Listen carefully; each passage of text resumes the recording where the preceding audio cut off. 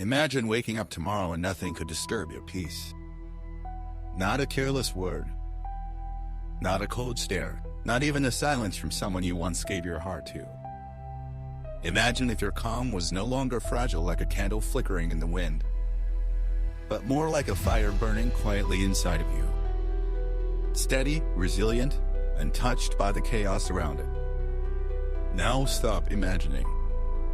Because that version of you is not a fantasy.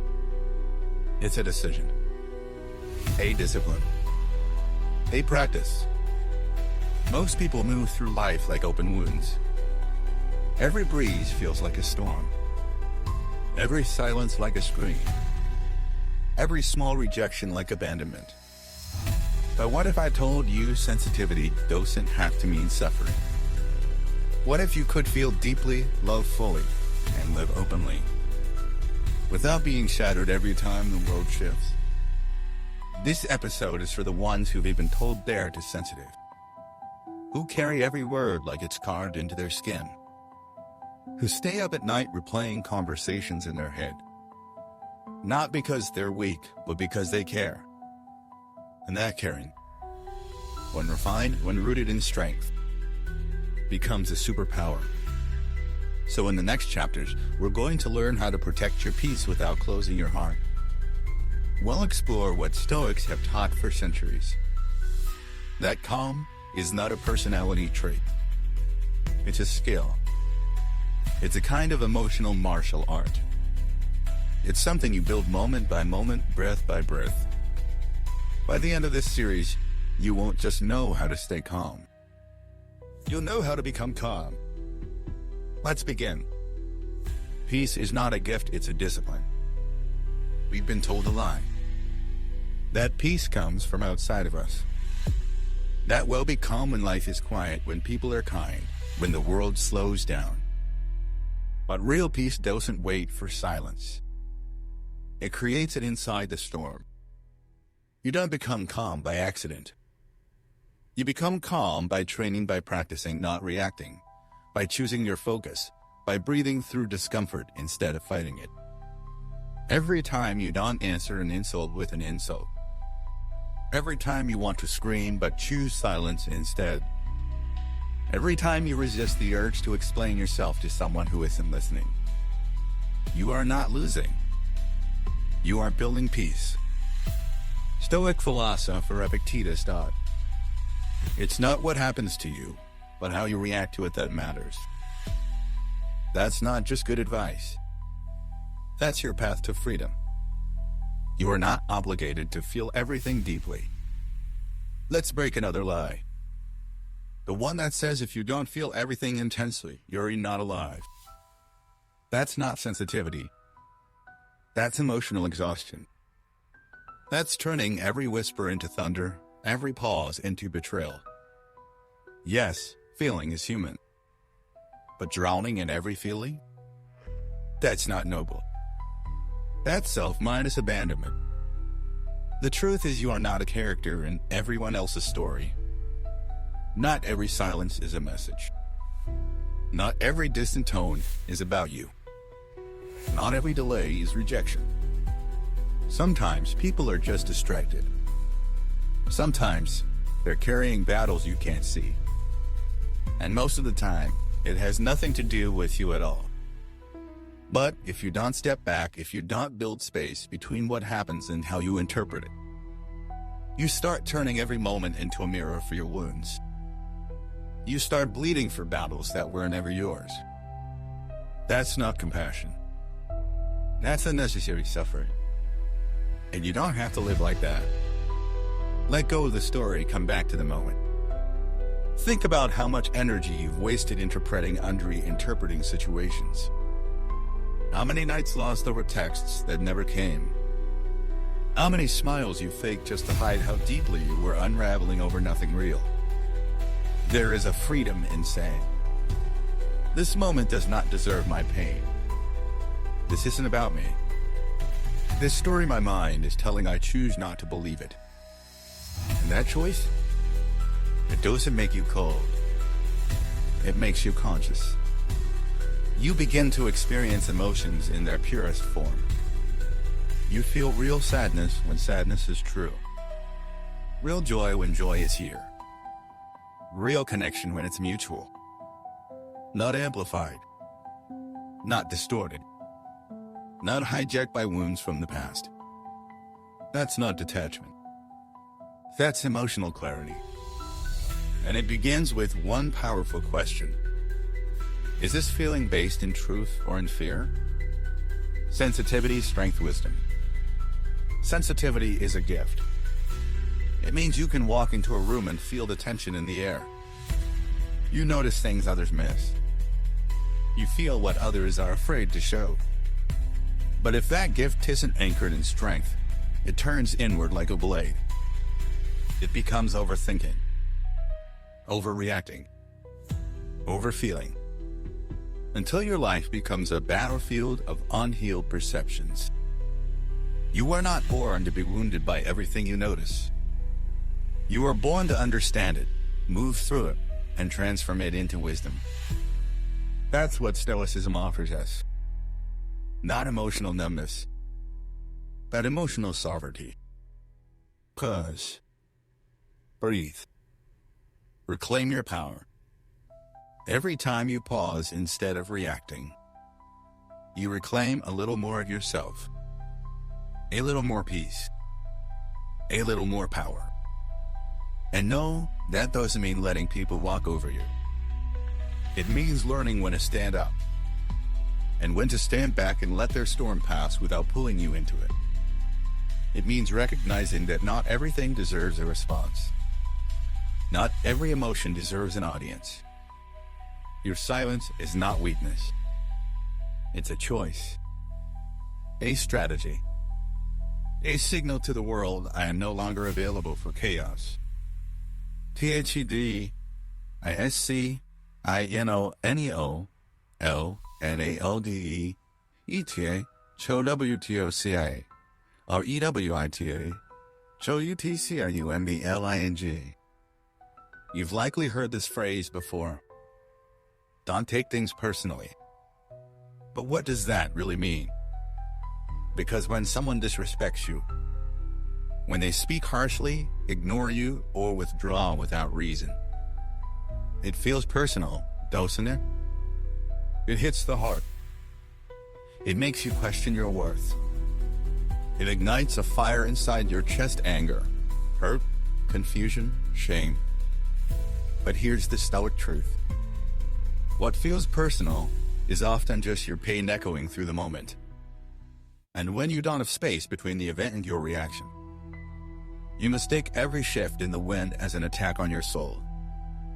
That's why Stoicism teaches us emotional detachment.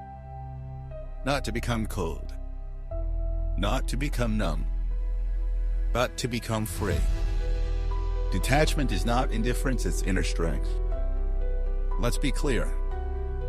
Detachment doesn't mean you stop caring. It means you stop clinging. Stop obsessing. Stop assuming every outcome defines your identity. You can still love deeply without losing yourself in the process. You can still care fully without making someone else's choices a reflection of your value. Epictetus said, "Some things are up to us, and some things are not." That's the starting point. Your thoughts? Up to you. Your choices? Up to you. Your attitude, your response, your energy? Up to you. What someone else does, not yours to control. The moment you realize this, not intellectually, but in your bones, you begin to reclaim your power. You stop investing in things outside your reach, and you bring your focus home to you. The space between stimulus and response is your kingdom. Viktor Frankl, a Holocaust survivor and psychiatrist, said, "Between stimulus and response, there is a space. In that space is our power to choose our response." That's the space Stoicism teaches us to widen. Because most people live in reaction mode. A comment triggers insecurity. A delayed triggers panic. A breakup triggers abandonment trauma from 10 years ago. They feel then explode. Feel then shut down. Feel then spiral. But you really believe it. You are training yourself to pause, to observe, to ask, is this mine to carry? That pause changes everything. It interrupts the emotional autopilot. It gives you room to choose your next move instead of being ruled by your first impulse. That's not weakness. That's emotional mastery. You can say, this hurts without letting it define you. Let's be honest, detachment doesn't mean you never feel pain. You will. You're still human. But the difference is, you can now witness that pain without drowning in it. You can say, I feel rejected without becoming the rejection. You can say, I feel triggered without turning it into an identity. You become a container, not a victim. You hold your feelings with care, but you don't hand them the wheel. This is the kind of detachment that leads to peace. Because now, even when someone walks away, you don't chase. Even when someone misunderstands you, you don't over-mindedly explain. Even when you don't get the outcome you hoped for, you don't collapse. You feel it. You process it. And then you move forward. With grace. With strength. With quiet dignity. Detachment teaches you to respond to reality, not imagination. Most suffering comes not from what is, but from what we imagine. You send a message. They don't reply. Your mind creates stories. They're angry. I messed up. They don't care about me. But you don't know any of that. And yet, your body reacts like it's fact. Heart racing. Chest tight. Mood plummeting. This is the mind unchecked. This is imagination mistaken for truth. Detachment interrupts the spiral. It says, wait. Let's deal with what's real. And what's real? You sent a message. They didn't reply yet. That's it. All the rest is noise. So you return to the present. You ground yourself. You protect your energy. You choose calm over assumptions. The strongest people are the most emotionally economical. They don't waste energy on drama. They don't spend hours analyzing tone or punctuation. They don't break over shadows. Why? Because they've learned it. Energy is sacred. And the more you waste it on things you can't control, the less you have for what actually matters. So they conserve it. They direct it. They invest it in what grows them. And ironically, that makes them more attractive, more respected, more trusted. Because people feel the difference between someone who is emotionally reactive and someone who is emotionally disciplined. You don't have to stop feeling. You just have to stop letting every feeling own you. That's emotional detachment. And it's not cold. It's clean. It's powerful. It's intentional. It's peace by design. In the next part, we'll go deeper into how to protect your peace in conversations, how to deal with criticism, passive-minded aggression, and emotional manipulation like a Stoic strategist. Because calm is not just what you feel inside. It's what you bring into the room. PROTEC, YOURP, ACHOWTO, FAC, ISMANDMOTIONALCA, OITOSWITA, CHOUTLOS, INGYOURCENTER. There's a moment in every conversation when someone says something sharp, careless, or even cruel, and you feel it rise in your chest. That heat, that tightening, that voice that says, defend yourself. Clap back. prove your worth. But what if you didn't? What if, instead of reacting, you simply remained rooted? What if you stayed calm not out of weakness, but out of wisdom? That's what protecting your peace looks like in action. Not running from conflict. Not avoiding hard conversations. But refusing to give your power away to noise. Criticism is inevitable, reaction is optional. Let's face it. People will misunderstand you. Project their pain onto you. Criticize you not because of who you are, but because of what they haven't dealt with in themselves. And if you take every comment to heart, you'll never know who you truly are. Only who others have told you to be. Marcus Aurelius, Emperor of Rome, wrote in his Meditations, "Choose not to be harmed and you won't feel harm. Don't feel harmed and you haven't been." Read that again. It's not a trick of the mind. It's a shift in power. You don't control what others say, but you control whether you receive it as truth. Just because someone throws you a burning coal doesn't mean you have to pick it up. Criticism often reveals more about the giver than the receiver. This is something emotionally mature people understand. When someone lashes out, it's often a reflection of their own state, not yours. A passive minus aggressive comment. Usually a projection of their suppressed anger. A sarcastic jab. Usually insecurity wrapped in a joke. A dismissive tone.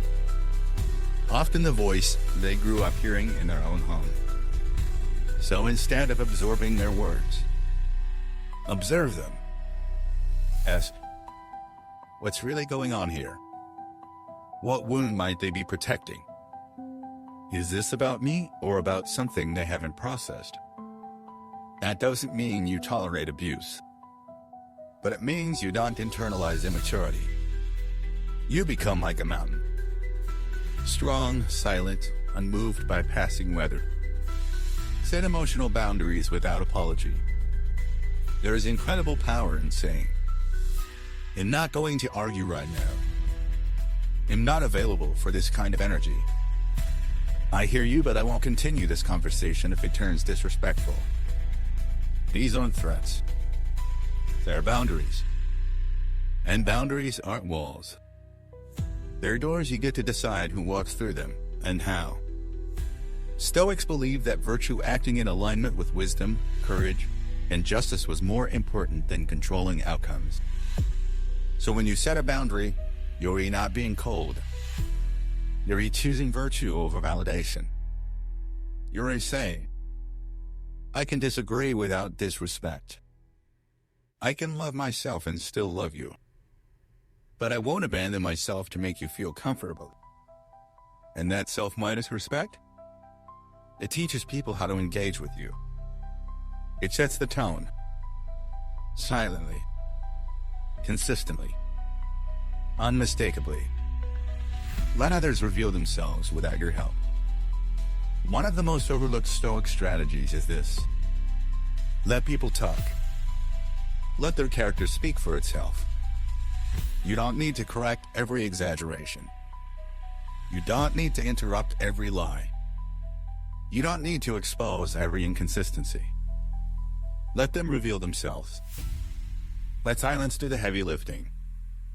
Because when you stay calm, when you don't get pulled into emotional theatrics, people see the difference. They see who's grounded and who's reacting, who's aligned and who's performing. And in that contrast, your strength becomes undeniable. You don't win by fighting harder. You win by not needing to fight at all. Use your words as tools, not weapons. There's nothing more quietly powerful than someone who speaks with precision. Not because they're trying to dominate, but because they're rooted in truth. When you're calm, your words carry weight. When you're reactive, your words scatter like dust. So speak slowly. Breathe before responding. Say less but say with intention. If you need to walk away, walk. If you need to pause a conversation, pause. If you need to clarify your values, do it without anger, without apology. That's not weak. That's what inner calm in action looks like. Practice enter-exit when peace is at risk. Sometimes, the conversation doesn't need a dramatic ending. Sometimes you just need to exit internally. Breathe. Withdraw your emotional investment. Say to yourself, this moment does not require my energy. Then let go. No slamming doors. No need for a final word. Just a quiet return to yourself. That's the Stoic withdrawal. Not to escape, but to preserve. To stay connected to what matters. Your clarity. Your peace. Your path. In the next part, we'll go deeper into narrative awareness, how to rewrite the mental scripts that make you overly sensitive and create false stories in your mind. Because the stories we tell ourselves, they shape our emotions more than the facts ever do. NARATIVIVIINESS AWRTINGTHESTO RIESTHATELYOURPACE. Here's a strange but powerful truth. Your emotions don't come from what happens. They come from the story you tell yourself about what happens. It's not the late reply that hurts you. It's the story that says they don't care. It's not the tone of someone's voice.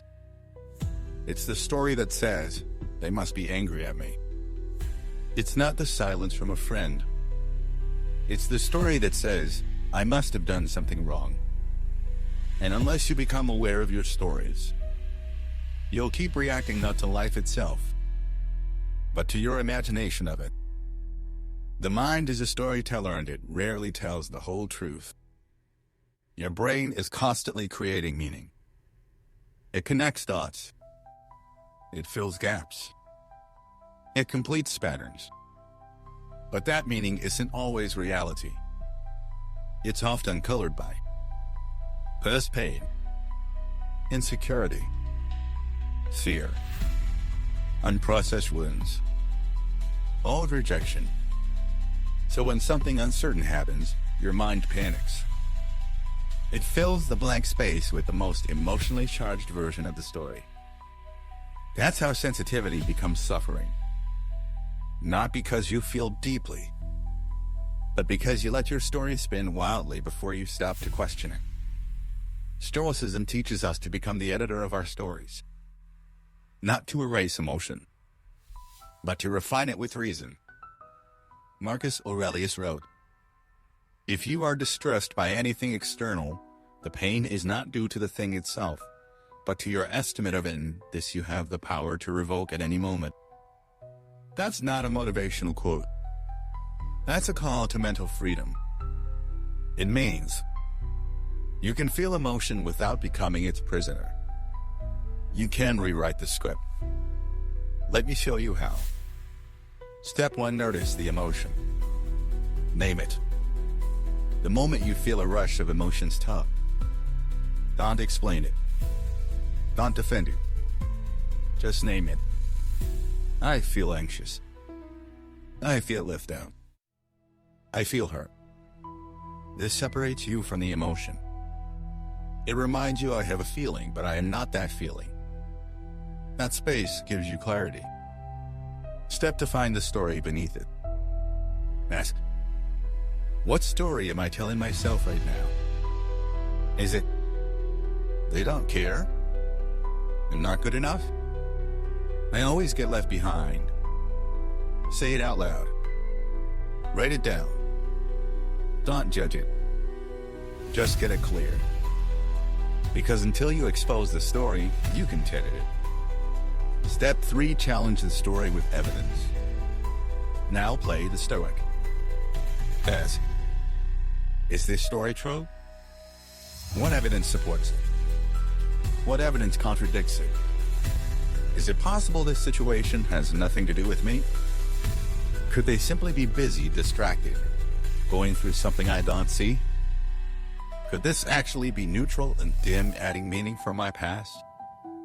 Be honest. Be compassionate. Be rational. The goal is not to erase the story. It's to clarify it. Step 4: choose a cleaner narrative. Here's where your power returns. You can say, I don't know what this means yet, so we'll wait. I choose to assume the best, not the worst. I trust myself enough not to fill in the blanks with fear. This isn't delusion. This is conscious storytelling. You're choosing a narrative that keeps you stable, instead of one that hijacks your nervous system. And over time, your sensitivity becomes discernment. Your emotions become signals, not triggers. Your mind becomes your ally, not your enemy. The stories we tell ourselves create our emotional landscape. So if you want to live in peace, you must speak the language of peace to yourself. Stop calling yourself too sensitive. Start calling yourself self-aware. Stop saying, I always mess things up. Start saying, I'm still learning to respond differently. Stop saying, I'm too broken. Start saying, I'm healing, I'm stronger than I was yesterday. Because every story you tell becomes a self-fulfilling prophecy. And when you rewrite the script, you rewrite your life. Practice this in real time. The next time you feel triggered, say out loud, this is a story, not a fact. Then pause. Breathe. Ask what's another possible story that doesn't cost me my peace. Choose that one. Repeat it. Practice it. Let it become the new default. And soon, you'll notice something powerful. You don't react like you used to. You don't spiral from silence. You don't cling to chaos. Because now, you're the author of your own peace. And that is emotional freedom. In the next part, we'll explore how to apply this awareness in relationships, how to stop over-personalizing, stop chasing validation, and start creating bonds rooted in emotional maturity. Let's be honest. So much of our emotional suffering doesn't come from love itself. It comes from what we think love requires. The need to constantly be affirmed, to be reassured, to know moment by moment that we haven't been forgotten, replaced, or abandoned. We call it love, but often it's attachment, anxiety, fear in disguise. So in this part, we explore a radical but beautiful idea. What if you could love others fully without needing them to complete you? What if you could stop asking, do they love me? And start asking, am I being someone I love regardless of what they do? That shift, that's emotional independence. Love should feel warm, not like a fire alarm.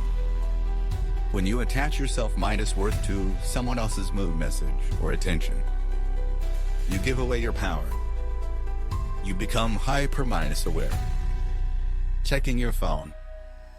Over-analyzing to bracing yourself for rejection before it even happens. You're not present. You're managing. Protecting. Trying not to mess it up. That's not love. That's emotional survival. And no one, no matter how kind, can carry that for you. Stoicism teaches us this.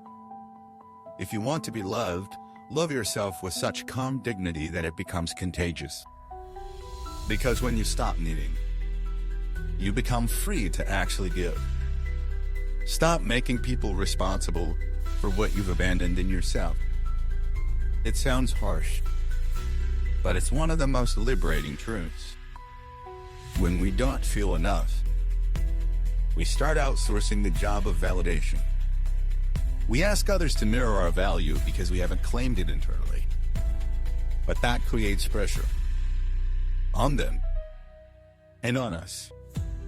Suddenly, we need constant proof that we matter. And any pause, silence, or withdrawal feels like a threat. The solution: reclaim your emotional center. Come back to yourself. Fill your own cup. Be the source, not the seeker of your peace.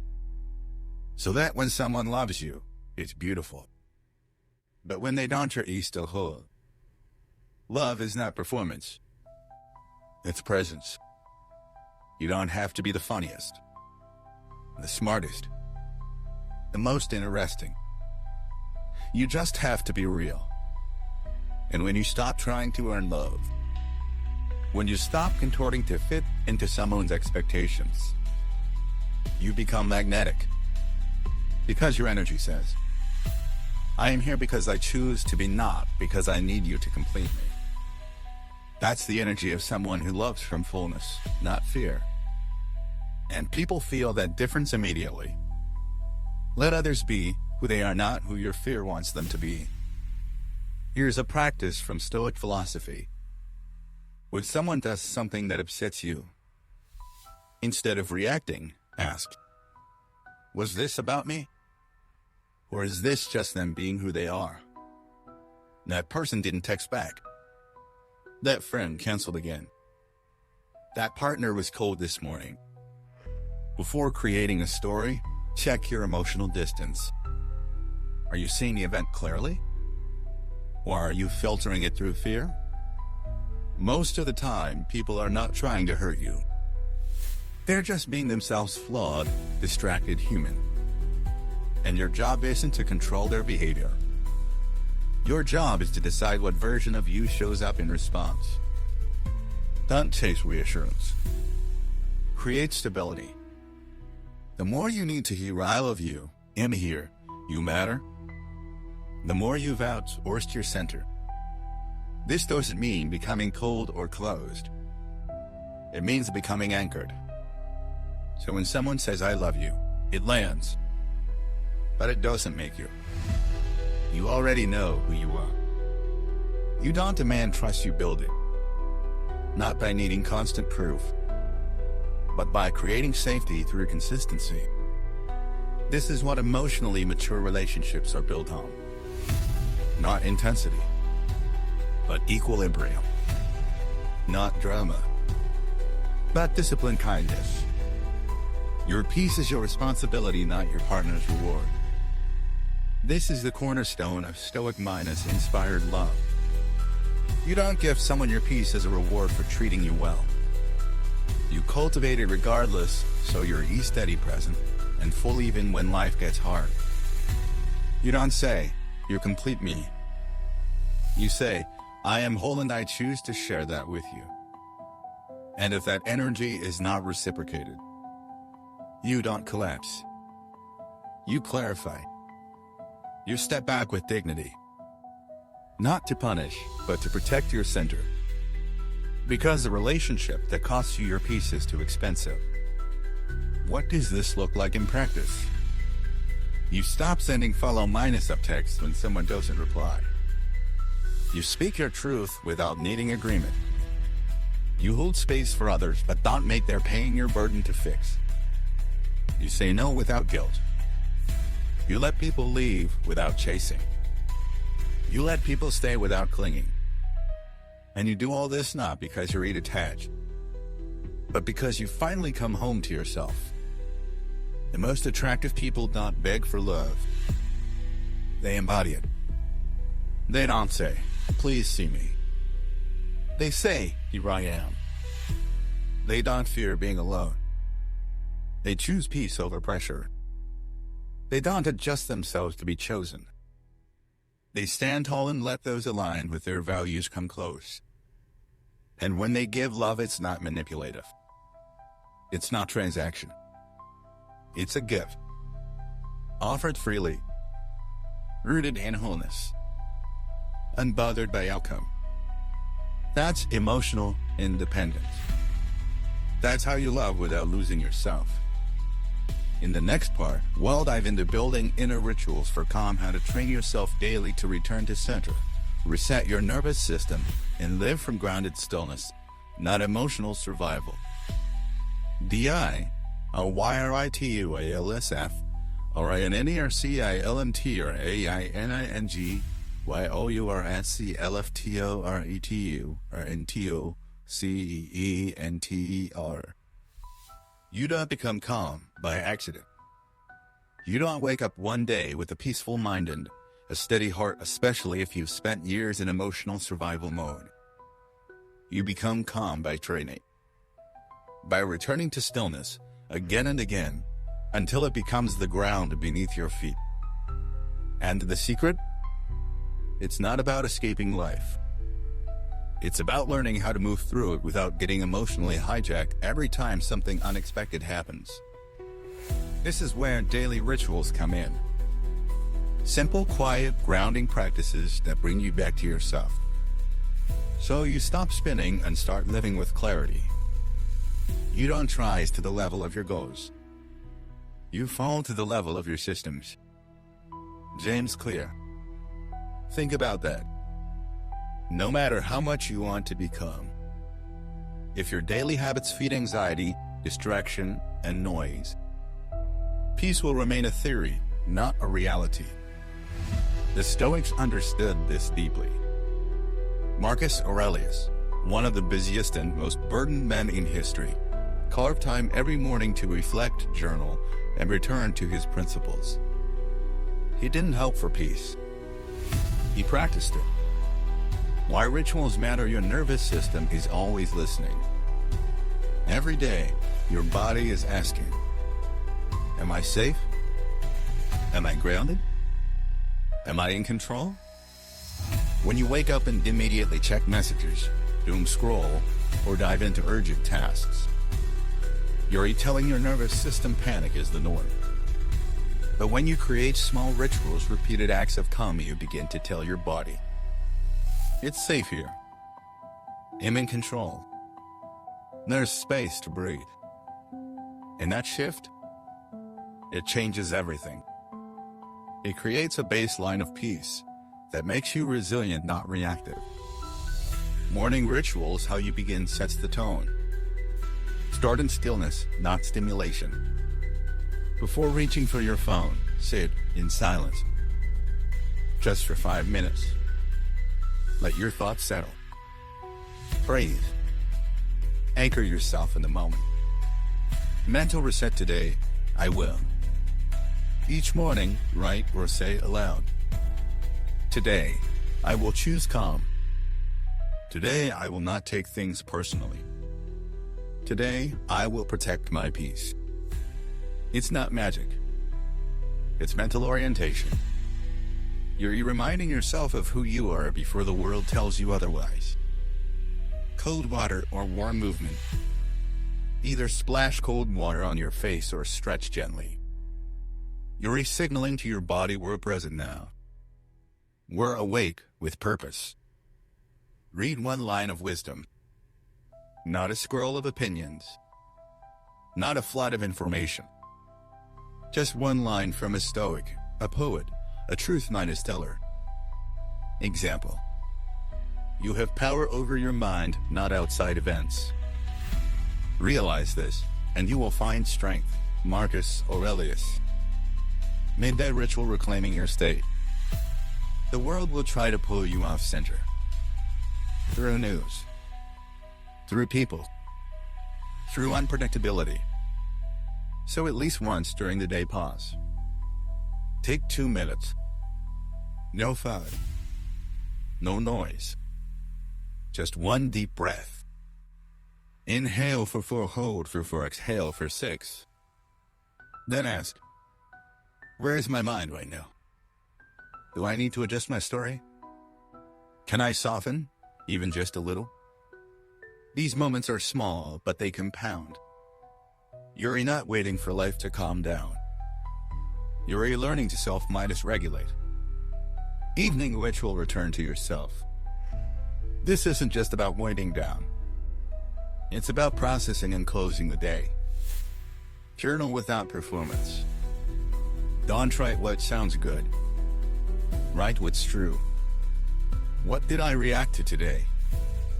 What pulled me off center? What can I do differently tomorrow? Marcus Aurelius' Meditations is just that. His private processing of life, power, fear, failure, and growth. You don't need to be profound. You need to be present. Gratitude reset. Not the Pinterest version. Just ask, what small thing did I survive, enjoy, or witness today? Train your brain to notice peace, even in chaos. Mental unclenching. As you lie down, scan your body. Relax your jaw. Release your shoulders. Tell yourself it's okay to let go now. And let the day end not with anxiety but with trust. What if you fall off track? Good. That's part of the work. The point isn't perfection, it's returning. Again and again. Each time with more compassion, more awareness, more grace. The Stoics didn't strive to be unbreakable. They strive to be unshaken, not by never falling, but by learning how to rise quicker, wiser, and quieter each time. That's what your rituals do. They become your anchor in the storm. Start small, but start. One breath before speaking. One pause before reacting. One honest check minus in before bed. One line of truth each morning. And over time, you'll notice something. People will say, you're different. You're calmer. You feel grounded. But the best part? You'll feel it within yourself. You'll trust your own presence. You'll become someone you feel safe being alone with. That is inner freedom. In the next part, we'll explore what to do when emotions overwhelm you anyway, how to reset in the middle of a breakdown, and how Stoic wisdom applies not just in calm moments, but when life falls apart. WHENTHEHISTORIMHITSHOWTHOIDOIOFABRAKDOWN. Let's be real for a second. All the philosophy in the world means nothing if you can't use it when the waves hit hardest. When your chest tightens and your thoughts spin out of control. When you feel rejected, abandoned, overwhelmed. When your breath shortens and your hands shake. When something unexpected blindsides you and you forget everything you know. This is when most people say, I can't do this. And just too emotional. But that's not true. You're not too emotional. You're just undermined, strained in how to hold space for emotion. And that's okay. Because emotional mastery doesn't mean you never break down. It means you know how to find your way back, even when your world feels like it's crumbling. This part is about that. What to do in the moment when nothing feels calm. When the philosophy hasn't caught up to the pain yet. Step 1. Interrupt the spiral. The Stoics taught that our suffering comes not from events but from our interpretation of them. But when you're spiraling, logic can't treat you. So we begin with the body. Interrupt the cycle.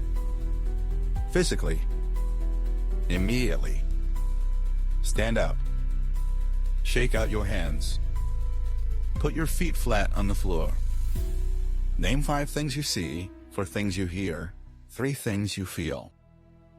You are anchoring yourself in the present moment, not the mental one your fear is trying to build. You're reminding yourself, I'm here. I'm breathing. I'm safe. Step 2. Label the emotion, not the identity. The most dangerous phrase during breakdowns is, I am a mess. I am broken. I am too much. Stop. That's not emotion. That's identity collapse. Instead say, I feel overwhelmed. I feel scared. I feel tight in my chest. That shift is everything. Because now you're no longer drowning in the emotion. You're observing it. You're remaking space between you and it. And in that space is power. Step 3, create a safe container. If your feelings are a storm, your job is to build a roof. Not to shut the storm out, but to let it rage safely.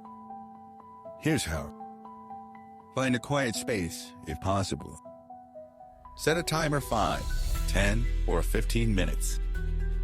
Tell yourself for the next X minutes, I will allow this fully. Cry. Shake. Breathe. Scream into a pillow if you have to.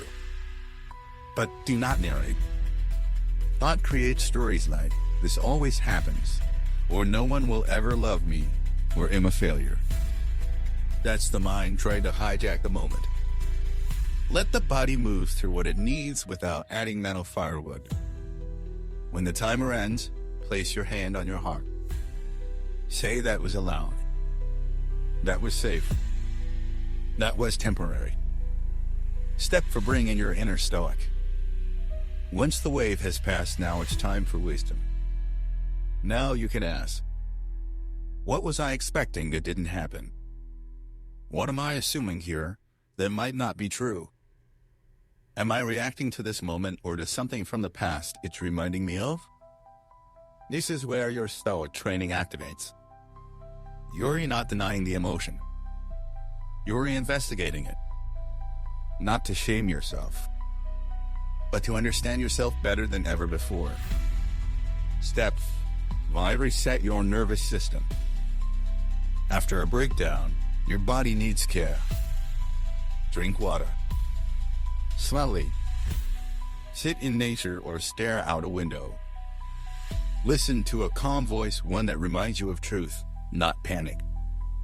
Move your body, gently walk, stretch, dance, lie flat on the floor. Your nervous system isn't broken. It's just overloaded. And it needs your help to regulate, not your criticism. Talk to yourself like someone you're irresponsible for. Not like someone you're disappointed in. Because recovery isn't just emotional, it's biological. And calm is a recovery practice. Stoicism and breakdown doesn't mean silence, it means strength with direction. It means saying, I don't need to fix this in 1 minute, but I can anchor myself. It means understanding. My reaction is valid, but it doesn't have to become my identity. It means remembering. This pain is not proof that I'm failing, it's evidence that I'm still healing. And healing is not linear. It comes in circles, layers, spirals. Some days, you'll forget everything. Other days, you'll remember what you've forgotten and weep with relief. All of it belongs. And when it's too much, ask for help. The Stoics went lone wolf. They spoke with teachers, wrote to mentors, surrounded themselves with others committed to virtue and clarity. You don't have to hold it all alone. You're allowed to reach out. Not as a weakness, but as a discipline of care. Sometimes courage sounds like, can you sit with me? Can you remind me who I am? Can you help me return to center? That's strength. That's Stoic community. Your calm is not your starting point. It's your return point. You fall. You rise. You breathe. You continue. That's emotional mastery. That's the art of inner calm, not perfection, but pattern. Break down. Come back. Stronger. Softer. Wiser. In the next part, we'll explore how to become a calming presence for others without carrying their chaos or losing your center in the process. BECOMINGACILMINGPRES IHOWTOS OOTHEWITA SHOUTABSORBINGOTHERS CHOS. There's something magnetic about a person who feels like peace. Not because they never speak. Not because they never feel. But because they know how to hold their ground while the world shakes. They walk into a tense room and the air softens. They listen and people feel safe. They speak and the noise quiets. They bring calm instead of reacting to chaos. And here's the secret. They didn't become that way by accident. They trained for it. Day by day, moment by moment, by learning to regulate themselves first. That's what we're diving into now. How to be a calm, grounded presence for others, without losing yourself in the process. You don't calm others by fixing them, you calm them by anchoring yourself. Most people think helping someone means solving their pain, offering advice, reassurance, fixes. But often, that only increases anxiety, because the other person isn't looking for solutions. They're looking for stability. And the most powerful way to offer stability is not to jump in emotionally. It's to stay grounded while they process their wave. Think of it like this. They're in the ocean, struggling to stay afloat. You can either dive and undrown with them, or you can stay on the shore, hold out a rope, and say, "I'm here. I'm steady. Take your time." That's real support. That's Stoic compassion. Compassion absorption. There's a difference between holding space and holding weight. Holding space says, "I see you. I hear you. I'm present." Holding weight says, "It'll carry your pain for you." And the second one will burn you out, drain you, confuse your identity. Stoics knew this well. They taught that we should care deeply, but never at the cost of our own mental clarity. So when someone is upset, overwhelmed, or projecting onto you, breathe first. Don't absorb. Observe. Their pain is valid, but it's not yours to own. How to hold emotional space like a Stoic. Let's make it practical. Breathe before responding. Give yourself the seconds, not to craft the perfect reply, but to ground yourself. Mirror, not merge. Say, "That sounds hard." Not, "I know exactly how you feel."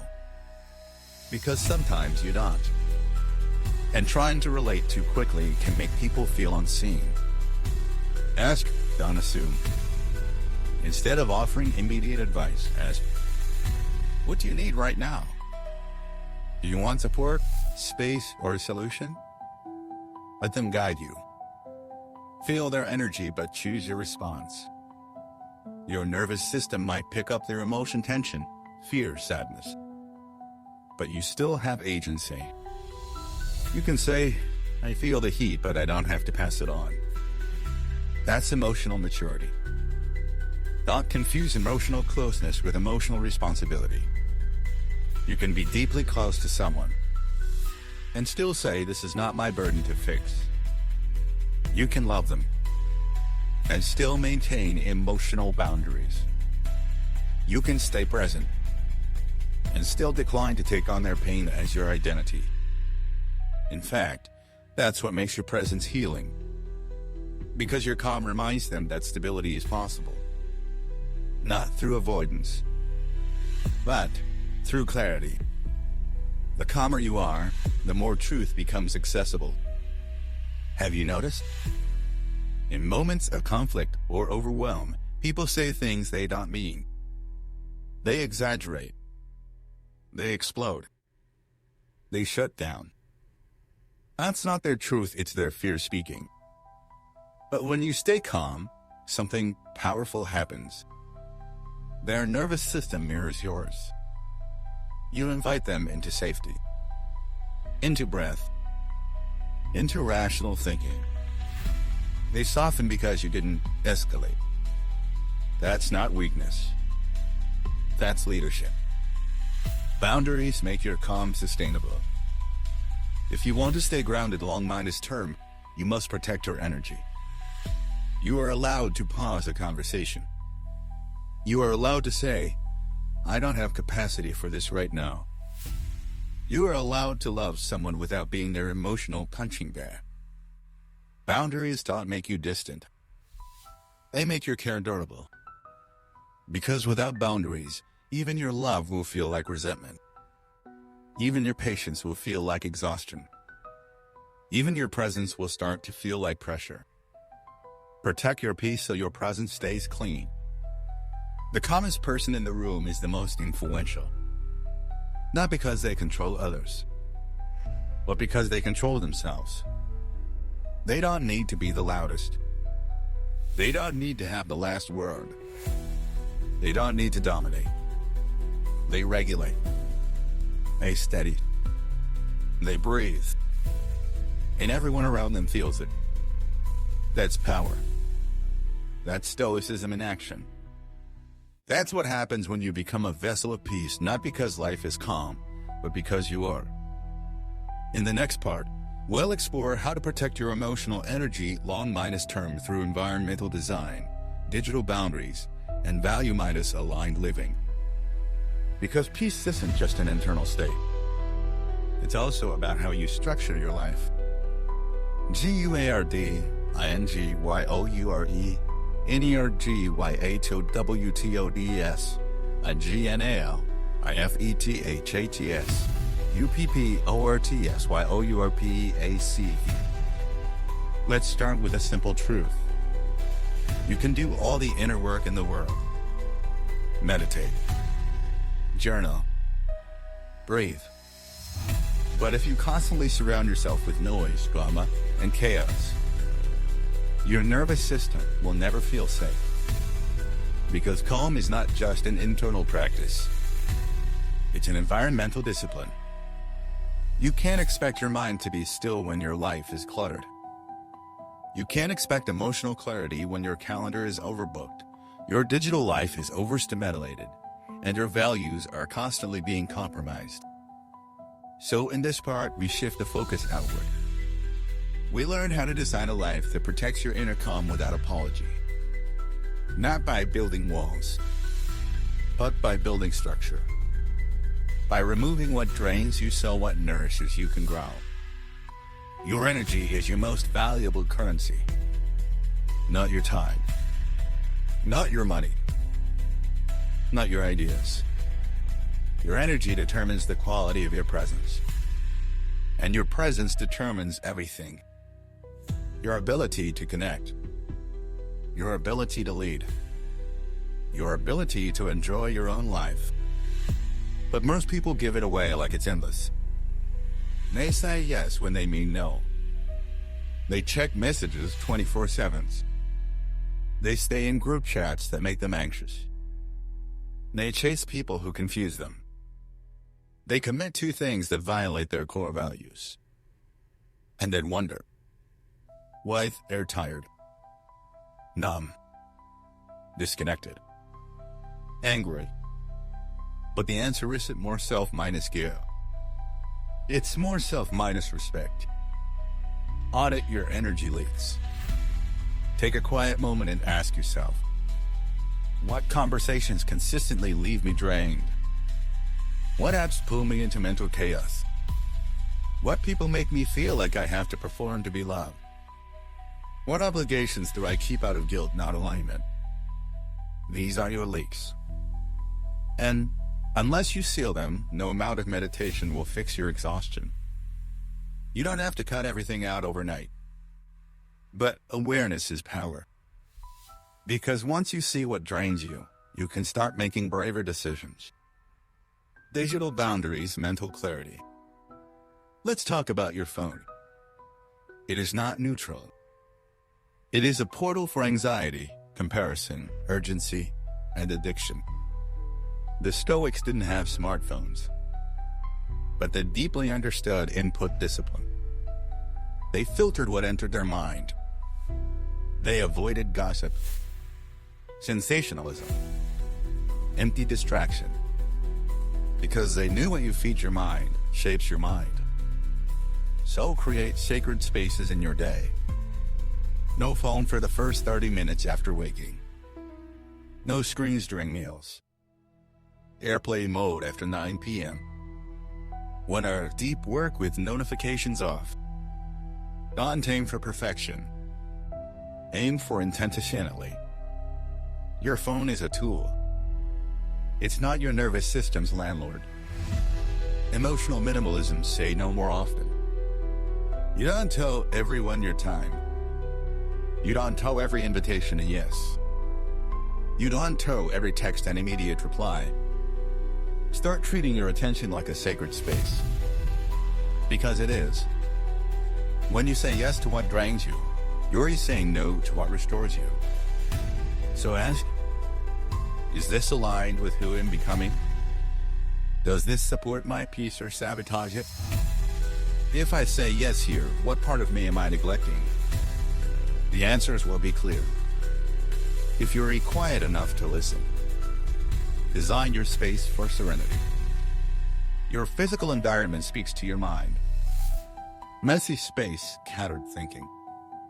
Loud colors, constant clutter, chaotic arrangements, subtle stress. You don't need luxury. You need intentionality. Clear your desk each night. Keep one room in your home for quiet. Take mine as free presence. Light a candle. Burn incense. Use scent as a signal. This is a calm zone. Use soft lighting. Reduce harsh sound. Simplify your surroundings. This is not aesthetic. It's psychological. It's nervous system engineering. Because when your space whispers peace, your mind follows. Align your life with your values or suffer silently.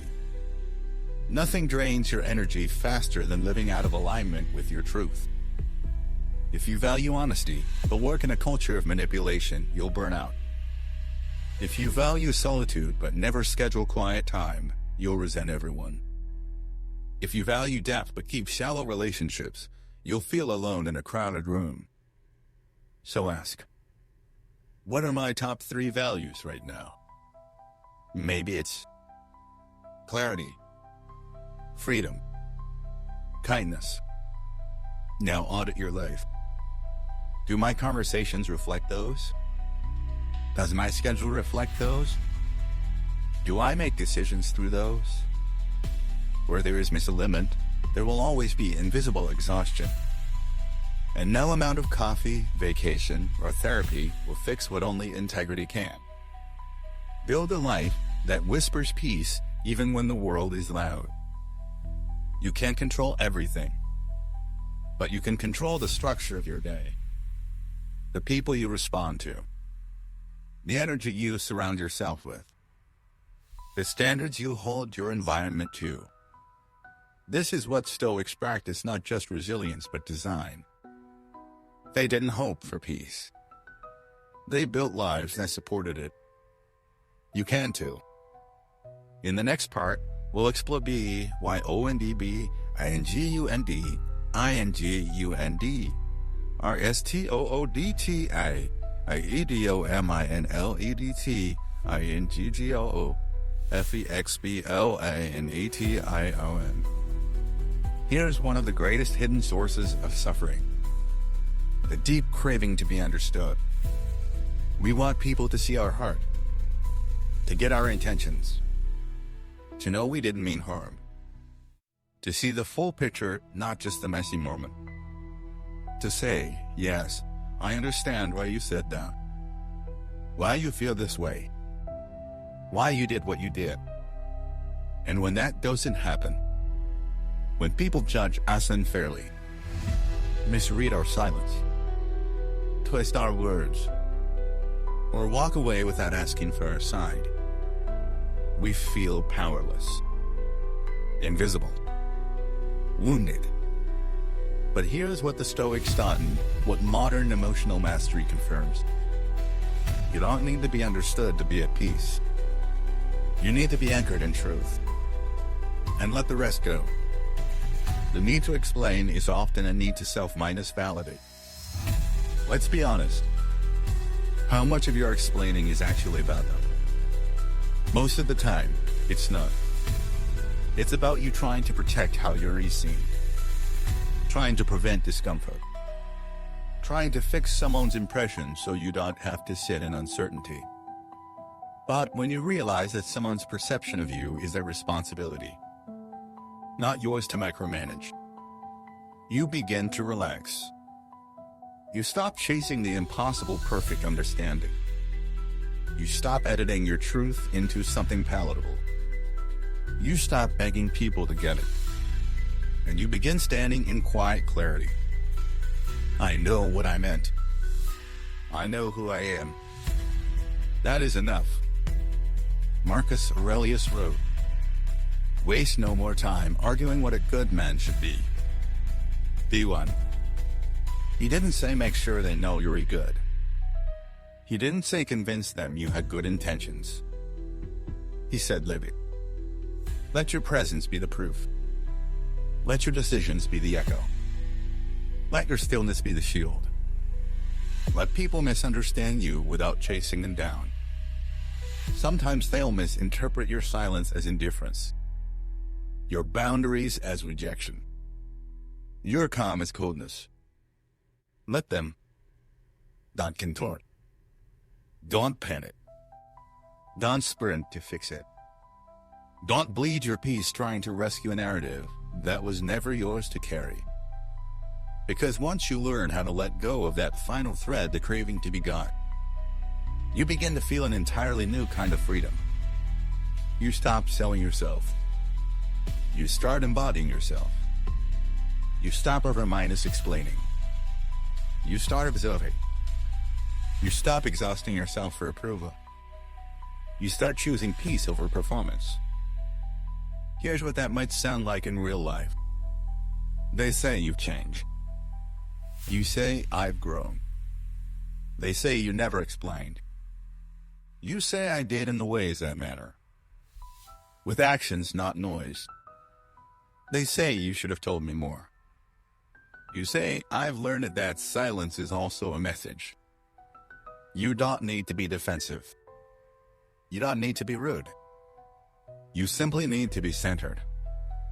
Because when you're rooted in who you are, you no longer panic when someone misreads your energy. Understanding is a gift, not a guarantee.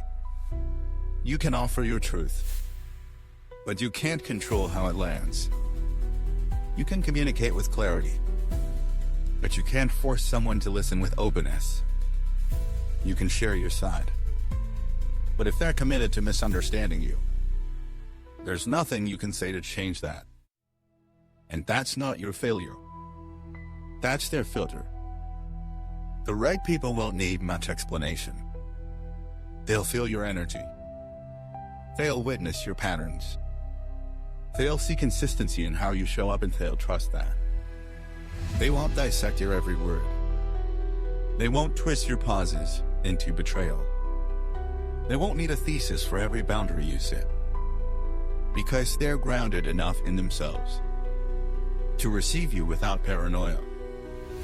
And those are the connections you want. The ones where peace lives in the silence, where presence is more powerful than performance. Stillness is the loudest statement.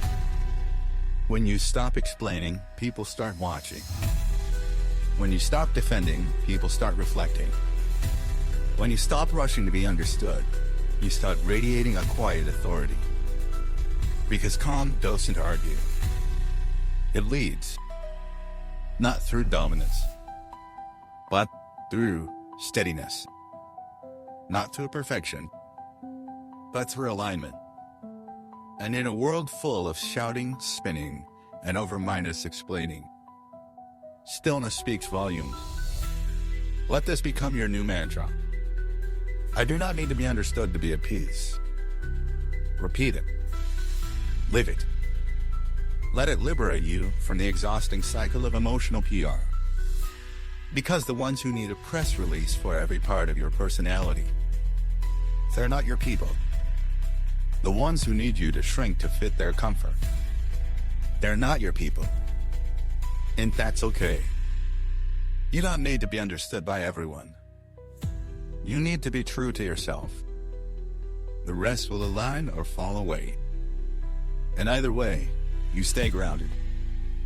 In the next part, we'll go deeper into the idea of emotional sovereignty, how to stop outsourcing your power, reclaim your inner authority, and become unshakably centered in who you are. Raid the final frontier of inner calm, letting go of the need to be understood, and how releasing this one emotional craving can give you more peace than 1,000 conversations ever will. I am OT. IONA LSOVRE IGNT YHOWTOSTOPO UTSOURCINGYOURPOWER. Let's begin with a bold truth. The moment you depend on others for your emotional stability, you become their emotional prisoner. It doesn't matter how kind, loyal, or loving they are. If you hand them the keys to your peace, your mood, your confidence, your clarity, you've placed your entire nervous system in someone else's hands. And that's not love. That's emotional dependence. But there's another way to live. A quieter, freer, more powerful way. It's called emotional sovereignty. And it begins with one decision. I am responsible for my internal state. Not them. Not it. Not the world. Me. What is emotional sovereignty? It's the ability to feel without collapsing, to love without losing yourself, to respond without being hijacked, to remain centered no matter what anyone else does or doesn't do. It doesn't mean you don't care. It means your care is grounded in clarity, not codependency. It means your inner world is governed by you, not by external validation or chaos. It's what the Stoics called rule over the self. A kind of nobility that isn't loud but absolutely undeniable. The signs that you've outsourced your emotional power. You wait for text to feel wanted. You change your tone to keep the peace. You hide parts of yourself to stay accepted. You obsess over what they meant. You spiral when you don't get closure. You feel emotionally unstable when someone else is emotionally distant. All of this is normal, but it's also unsustainable. Because if your peace depends on external behavior, you will always be vulnerable to emotional whiplash.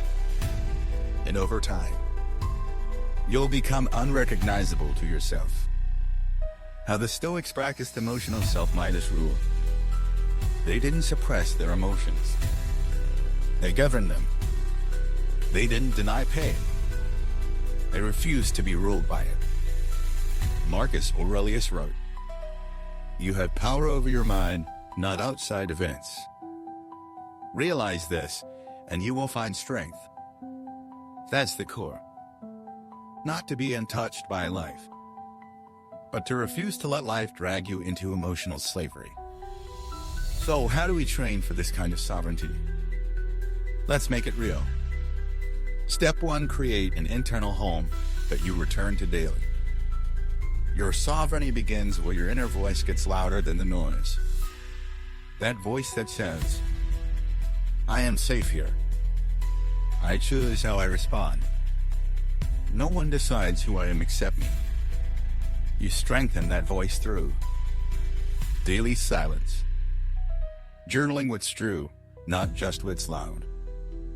Practicing conscious breathing in small emotional triggers. Reflecting on core values, even when they're inconvenient. Sovereignty is not a mindset. It's a muscle. Step to separate feeling from meaning. Your partner is quiet.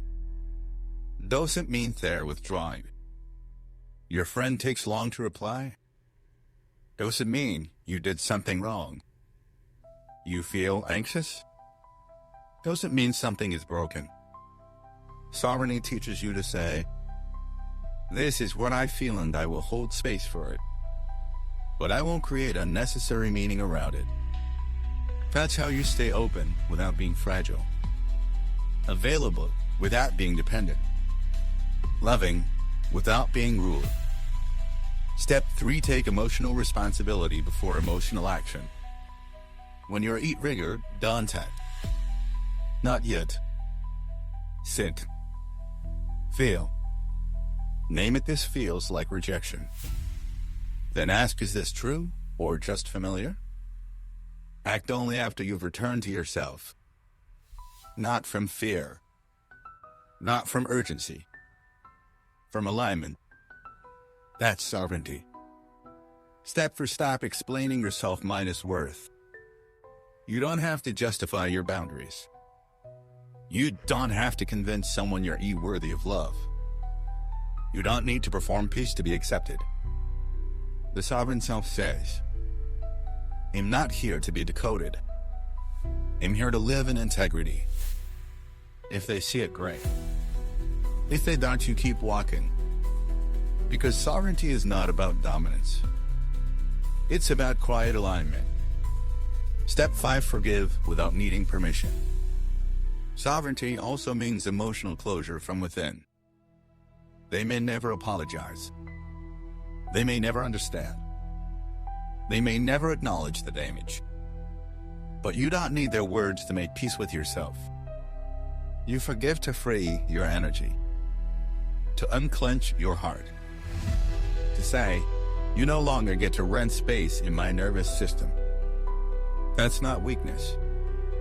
That's emotional emancipation. The world doesn't teach this kind of power, but Stoicism does. It teaches you that your life belongs to you, that you don't have to be cold to be free, that you don't have to be hardened to be sovereign. You just need to choose yourself. Over performance. Over people minus pleasing. Over emotional dependency. You don't need to fix others. You don't need to be perfectly healed. You simply need to reclaim the throne of your inner world.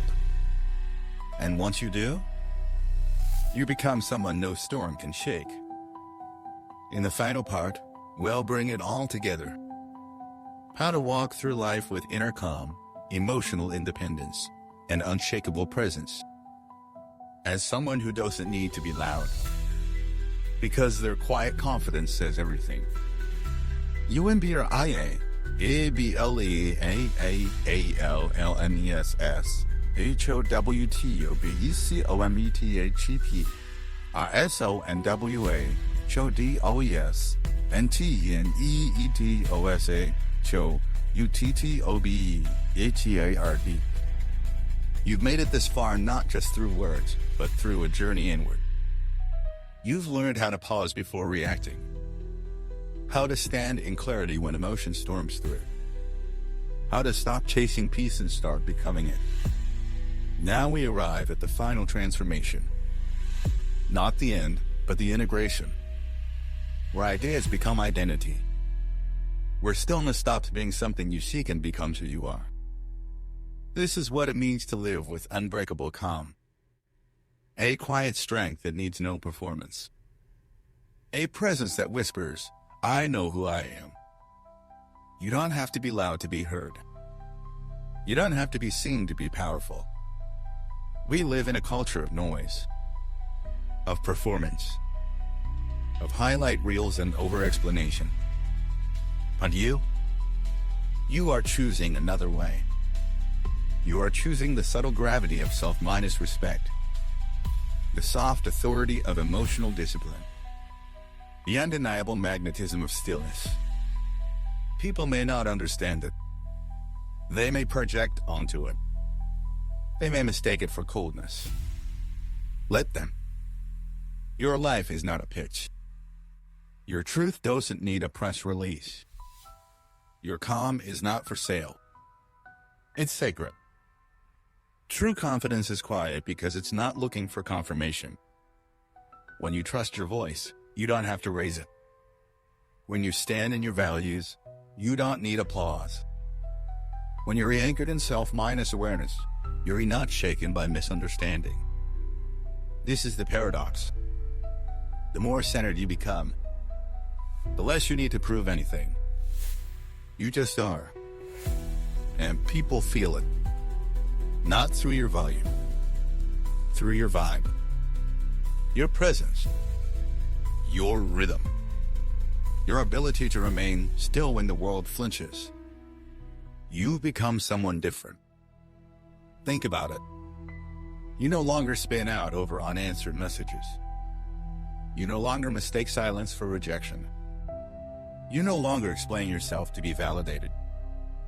You no longer panic every shift in someone else's mood. You no longer react, you respond. You're not hardened. You're just whole. Not perfect. Not untouchable. But grounded. Steady. Safe within yourself.